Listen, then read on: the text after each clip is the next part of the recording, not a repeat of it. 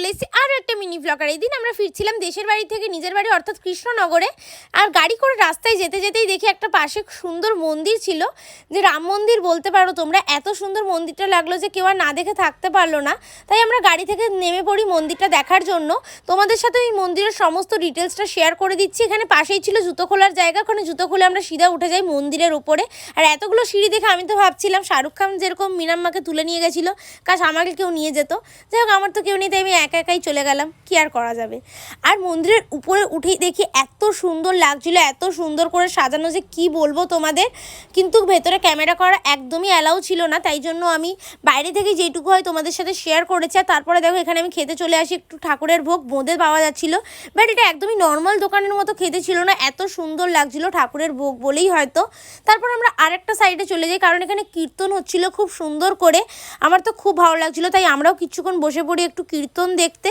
আর মন্দিরের ভেতরেই একটা ছোটো মোটো রেস্টুরেন্ট ছিল, তাই আমরা ওখানে চলে যাই একটু খেতে, কারণ সবার প্রচণ্ড খিদেও পেয়ে গেছিলো। আর ওখানে সমস্ত রকম সাউথ ইন্ডিয়ান খাবার পাওয়া যাচ্ছিলো, ইডলি ধোসা এসবই। তো আমি ইডলি বেসিক্যালি খাই না, বাট এত সুন্দর লাগছিলো ওখানে ইডলিটা খেতে যে আমি না খেয়ে থাকতে পারি না। ওখানেও আমি একটু ইডলি খেয়ে নিই। আর এই দেখো এই যে মন্দিরটা পুরোটা। আর এখানে মন্দির থেকে বেরিয়ে তারপর আমরা একটু এখানে পকোড়া খেয়ে নিই, যেটা আমার ভাই প্রচণ্ড খেতে ভালোবাসে। আরও একটা কথা তোমাদের সাথে শেয়ার করে দিই, মন্দিরের ভেতর কিন্তু একদমই ওয়েস্টার্ন ড্রেস অ্যালাউ নয়, ইন্ডিয়ান ড্রেস পরেই যেতে হবে।